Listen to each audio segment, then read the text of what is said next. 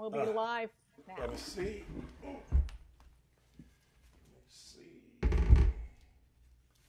All right.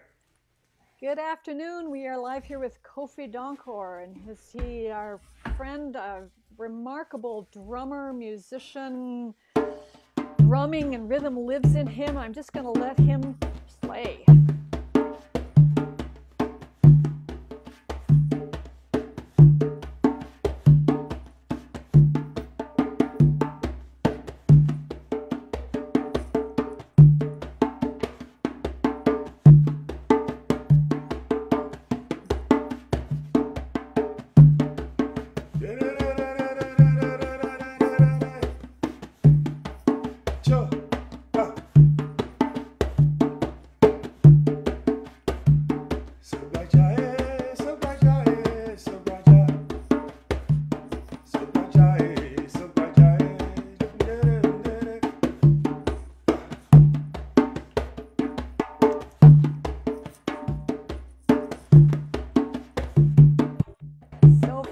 This is my dear friend Kofi Donkor, who is coming from us from a snowed-bound northeast.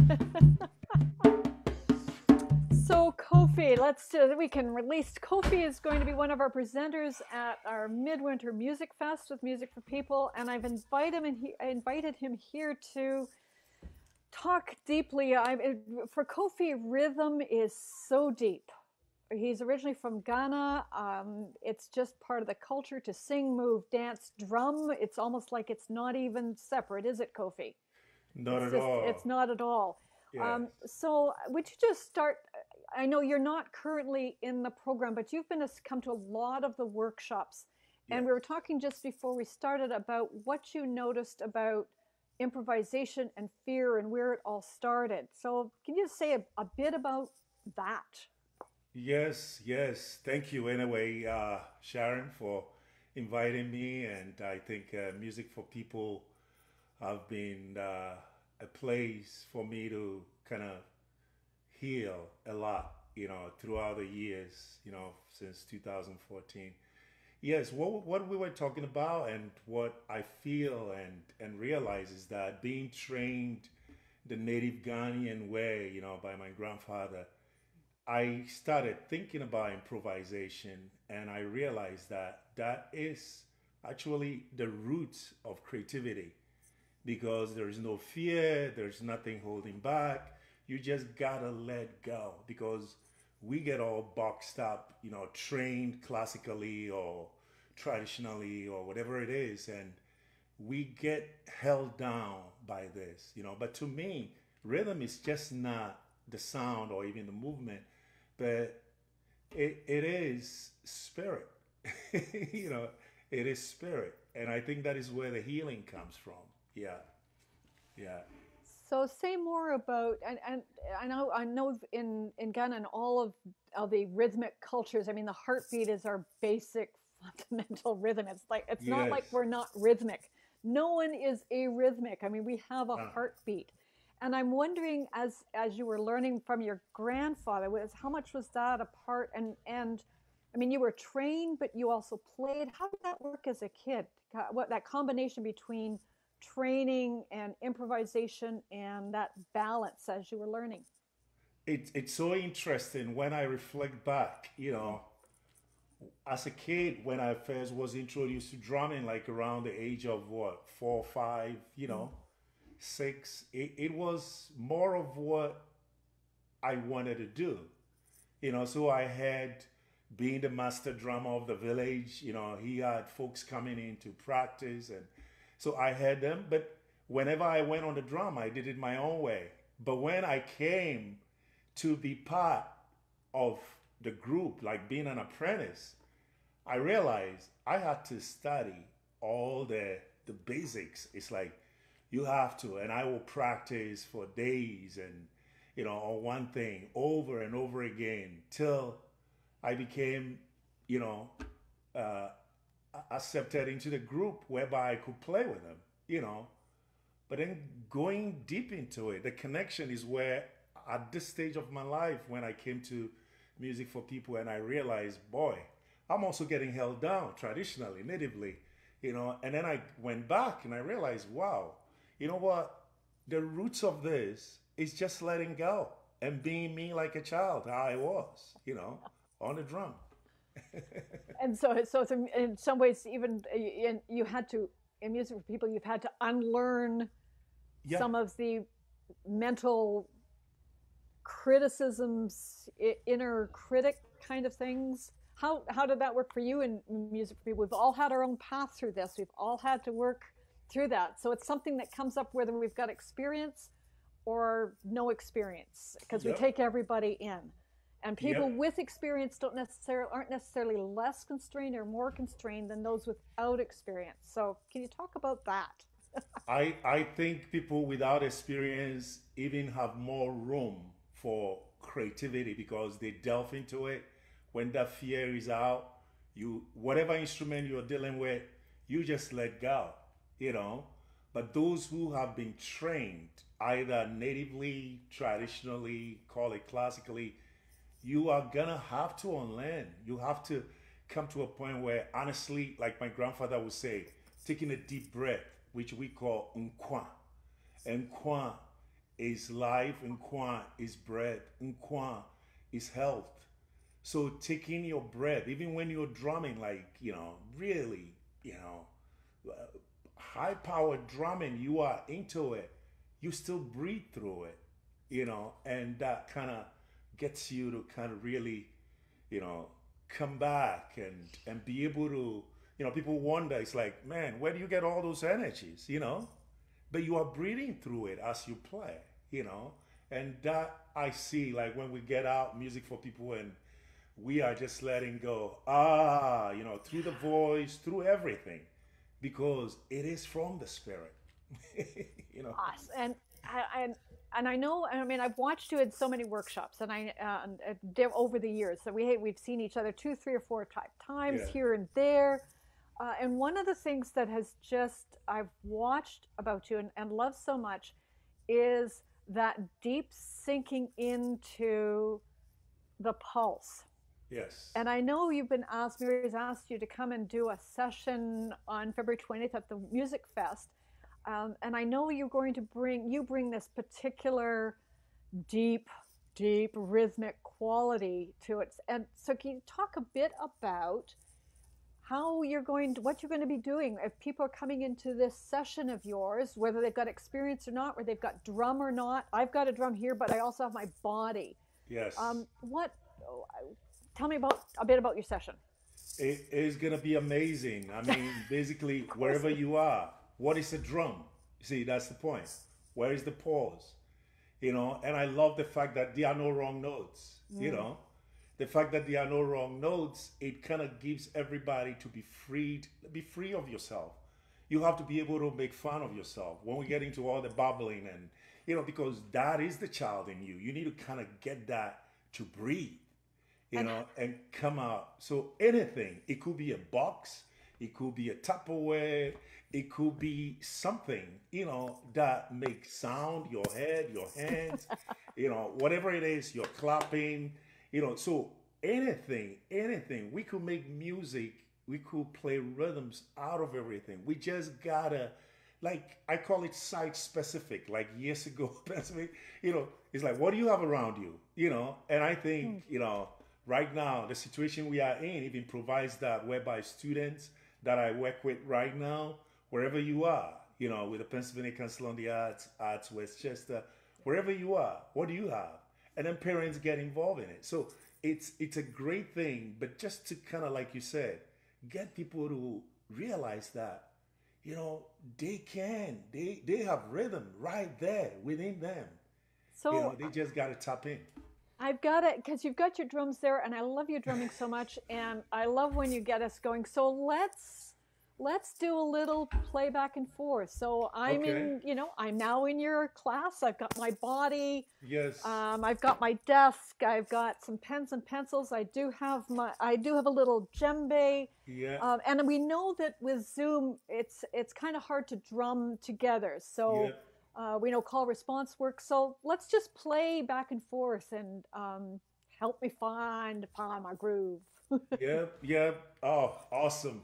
And I mean, the djembe is being the most popular. There are so many drums out there. And that is why I said anything that produces sound is quite a potential thing where to start. And all you have to do, if we look at the drum, the mid part of the drum gives us the bass tone, you know. So when I play, you play back, which is something that is so embedded in the African culture and drumming. It's called call and response, you know. So when I play, you play back to me. Good. Now I'm going to go to the side, which gives you the high tone sound. Good. And a lot of times your fingers, if you use the tip of your fingers, sometimes you get the, you know, the high tone sound from anything. Box. Yeah. Now I'll tell you, I was lucky. I got taught djembe drumming by Babatunde. Yes. Good friend of mine. Oh Basically, my gosh. Honestly, he married me. Did he? I remember, actually, I remember you. Okay, well, that's a whole other thing. All right, we could get going on that. We could go on and on and on. But great guy. And yes. I'm just saying, I've got 3 cats here, and every time I make a sound, they're looking up at me. You know what? Nature responds to, and that is one thing I tell people. Our dogs, our cats, is vibration. So basically, they feel it. Honestly, they feel it more than we do sometimes. You know, so they respond to it. So don't be surprised when they start moving. No. So let's try this out. If I get into the high tones and low tones, you know, the middle part is the low tone. Good. And then the high tones, you know. So a lot of times what I do is just to make it as easy as possible and get the students to get involved. So I'm going to start. Good.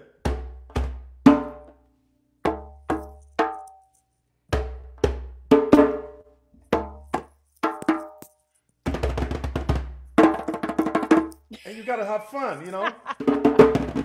Just like I'm like, oh, you know, we immediately, yeah, get all that. Immediately we get into that. It's like already it loosens you up. You begin to respond.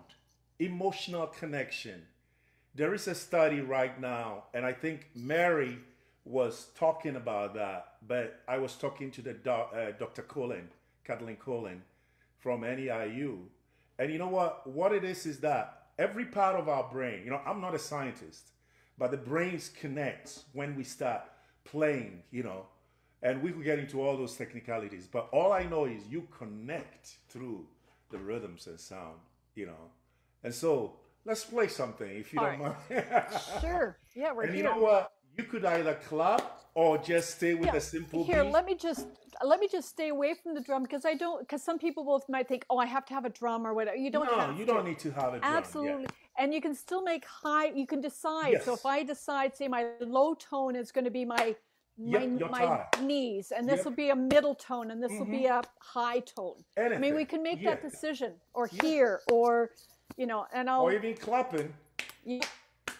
And I could use a whole hand or 2 fingers. Or 2 fingers.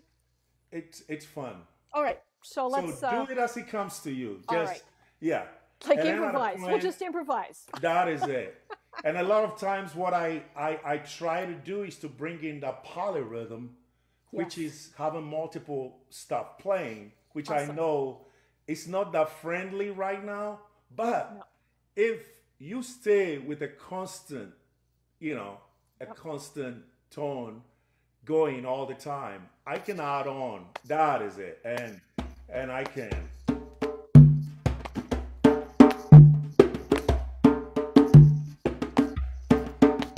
And those again, you can move to it.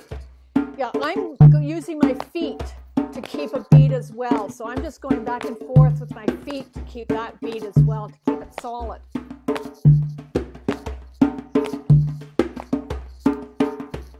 And if you feel like singing, don't stop. There's no wrong.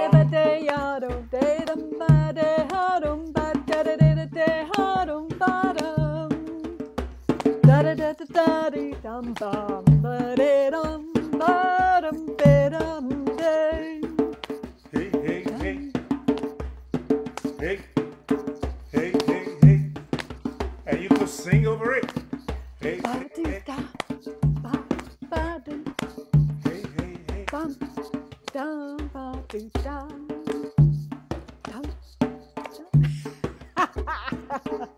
Awesome. Oh, yay! And we are feeling each other. That's the beautiful thing about, you're feeling each other. You are connecting with each other.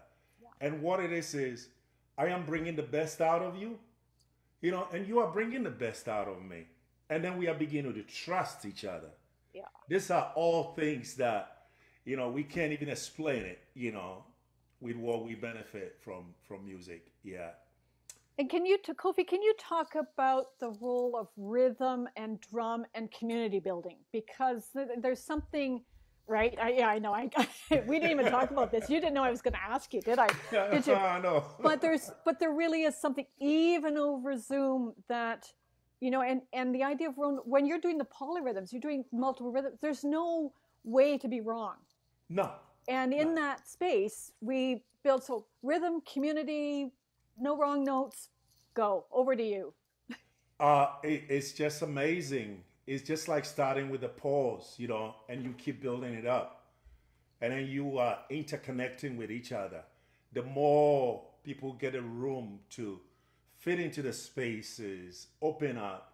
The basic thing that I love about music for people is just making sure that everybody knows, look, you are not wrong, because the word wrong and right is very disputable, when it comes to rhythm. So immediately you begin to do that. And in the African realm, I lived it, it starts very much, it could be a voice. I go, I go, I go. And then it says the tone. I go, I go, I go. And then somebody will call. I go away, I go away, I go away. I go away, go away, I go away. I go away. And you could make up your own, when we talk about this. Yeah.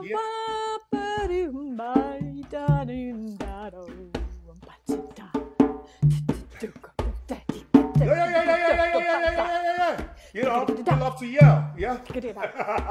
Hiya! I go, I go, I go, I go. We begin to, what you're doing is, you are getting, it's so interesting, it's infectious. It is. I'm a sculptor, and a drummer. But people know me more from the drums than my sculptures behind me, But what I have realized is, in the African realm, the connection is almost the same, just like dance. You are moved from one thing to the other, and you begin to kind of feel, and the community building comes from that when you start from one thing to the other. Then people will add on hand claps, people will have their feet, So basically, what you're doing is you are beginning to build the foundations of the rhythm, and then you lay on one after the other. By the time you realize, the whole community, and this sometimes is spontaneous. I would say most of the times, spontaneity, So basically, nobody is holding back, and everybody has the freedom to get out and do even more when they are moved, So they could just get into the middle of the circle, and that is why circle is a big thing for Africans, because a circle is like the beginning and end of everything, and it brings everybody to the same level. So no matter what your training is, you become part of the circle, you feel part of the community, and that sort of elevates you to a point whereby you are not feeling like somebody is going to say, oh, what are you doing? You know what I mean? Yeah. So there are no wrong notes, indeed. So as you're talking, and I'd kind of forgotten that you're a sculptor, and that piece behind you that's over your right shoulder, that's yours, is it? Yes. Yeah, yes. It's gorgeous. So what struck me was that in this community thing, it's about interconnectedness. Yes. And about each person, connecting, and every rhythm we add, every turn of this, every piece of clay that we move around, we interconnect things. So there's a connection for you between your music making. I'm going to ask you to play that in a second.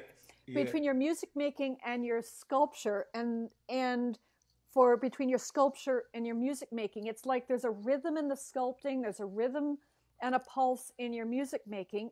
And I also know that for everyone there will be a connection in the community building that we do with Music for People with their own home community and how they interconnect with that. So talk to me about that, how that works for you. It's so amazing that, you know, sometimes you look at the sculpture pieces and you think they are all the same, you know, like an African mask, and they are not.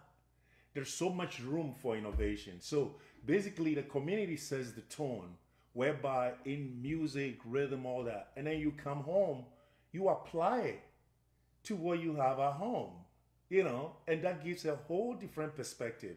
So it's a constant moving, it's constantly building. So the next time you meet, especially the middle of the village is where we normally meet. When you come there, either daily or monthly or festival, you realize that you are playing the same rhythm, but it's got a whole different, you know, I would say, kind of perspective to it. You know, family A brings in that, family B, you know, and then eventually it's like, it's always refreshing every time you play. Constantly renewing itself. That is releasing. I mean, there's a release and a start, and a release and a new one. And then you start. So basically, you never get bored. Yeah, you never get bored with it. Yeah. You know, so you're playing this rhythm, and it's like every time you play it, it's like, and that's why we say spirit, because every time you play it, it takes a life of its own.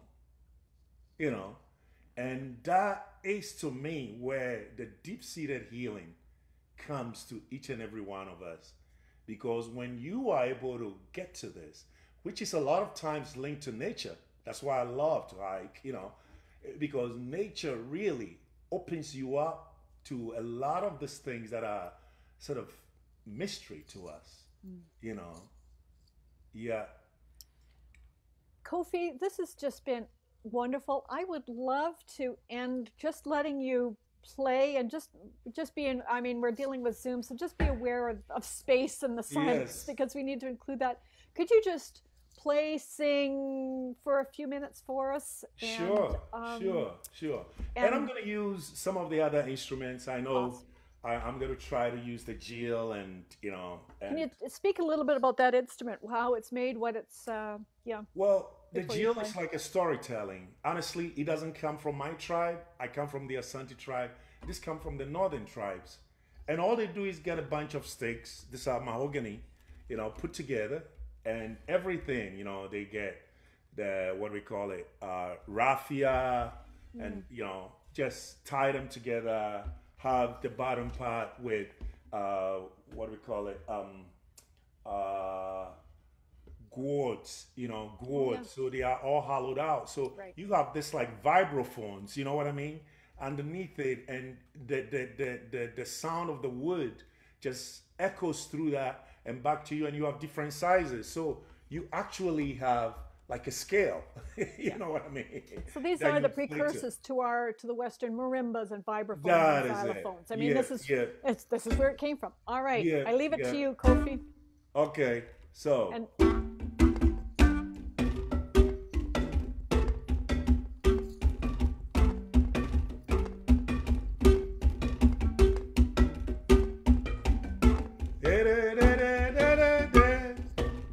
then you call back. So.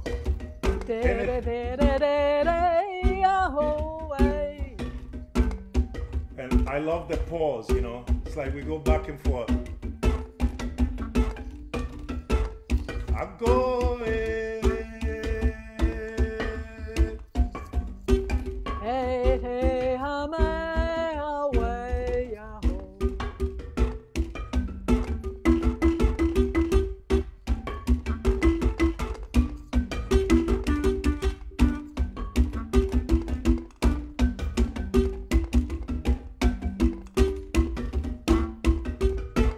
Ziga, ziga, oh.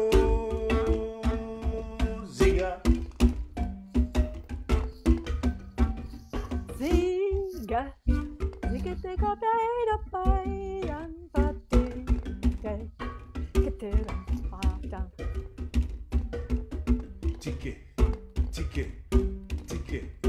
tike, tike. Yeah, you could overlay on that. Yeah. Tike, tike, tike, tike.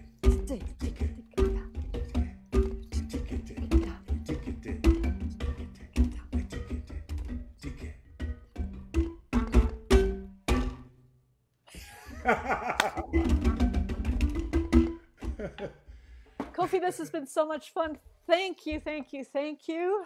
You're welcome. We will see you on the 20th. The registration's at musicforpeople.org. And thank you, Kofi. Thank you for showing up.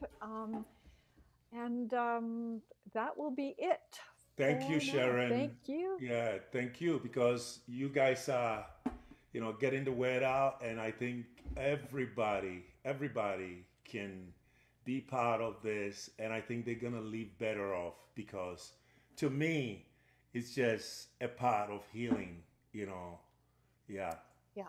Part of healing and growth and deep life and deep trust, soul trust, trust, deep creative self-expression. That's the point. Yeah. Fantastic. So thank you so much. Thank you. Yeah, and keep up the good work. You as well. Thanks. All right.